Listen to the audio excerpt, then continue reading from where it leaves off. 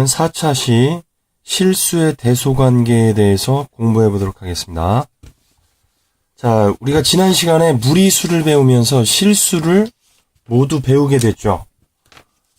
자, 그렇다면 이번 시간에 처음에 할 것은 루트 1을 갖다가 수직선에 한번 그려보도록 하겠습니다.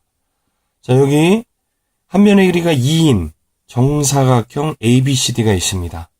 자, 정사각형의 각 변의 중점을 PQRS라고 했을 때 PQRS를 연결하면 이런 사각형이 되겠죠. 자, 그럼 PQRS 이 사각형은 어떤 사각형이냐?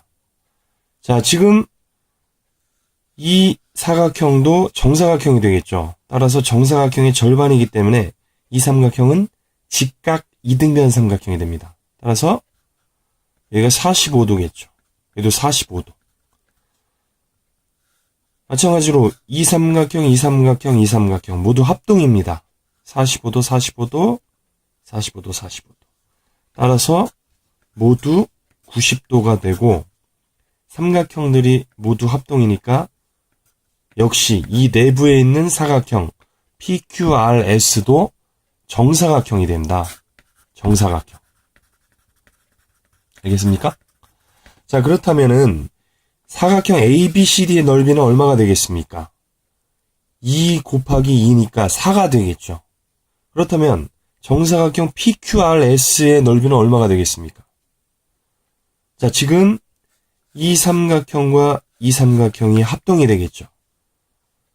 이것도 합동, 이것과 이것도 합동, 이것과 이것도 합동. 따라서 정사각형 PQRS는 ABCD의 넓이의 절반이 되겠습니다. 따라서 PQRS의 정사각형 PQRS의 넓이는 2가 되겠죠. 이 넓이는 2가 된다. 따라서 한 변의 길이는 루트 2가 되겠습니다. 그래서 우리가 이 정사각형 ABCD를 수직선 위에 그려봅니다.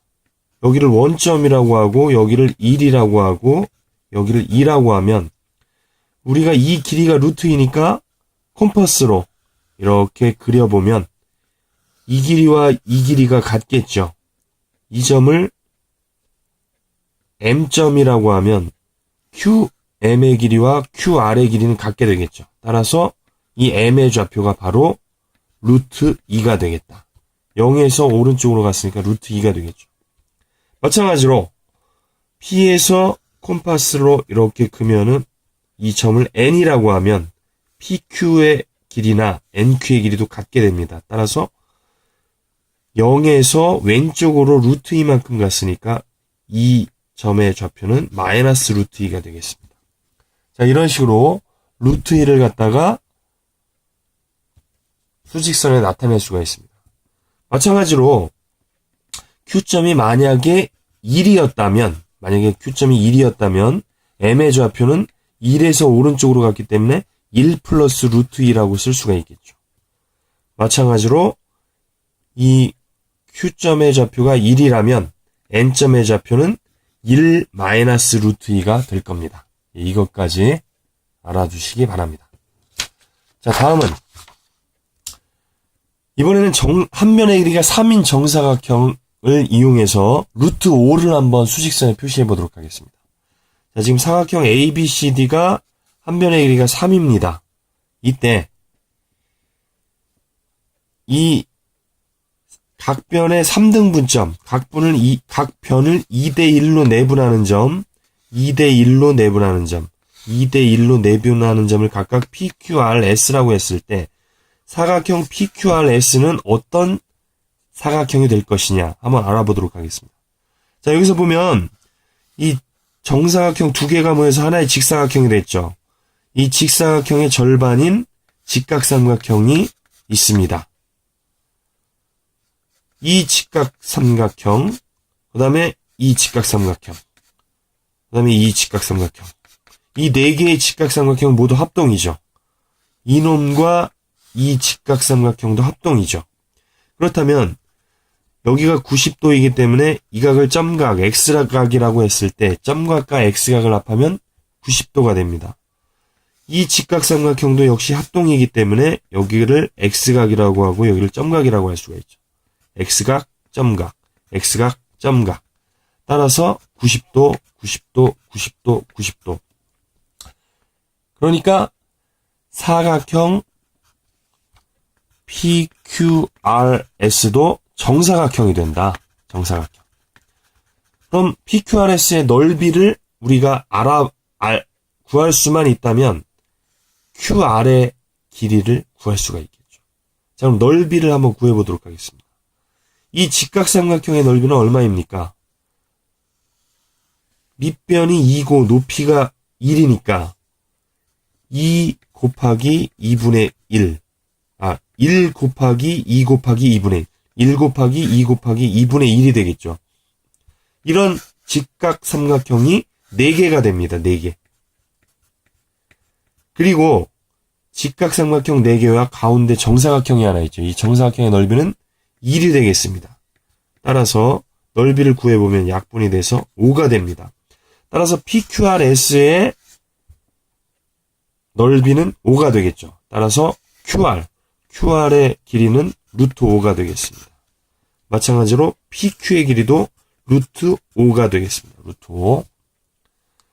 따라서 수직선에 Q에다가 0점을 맞춘다면 여기서 컴파스로 이렇게 걷을 때 루트 5라는 좌표를 우리가 찍을 수가 있겠죠.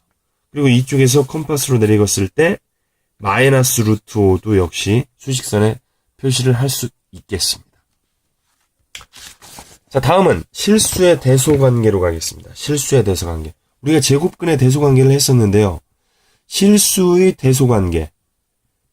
대소관계를 알아보는 방법은 2가지가 있습니다.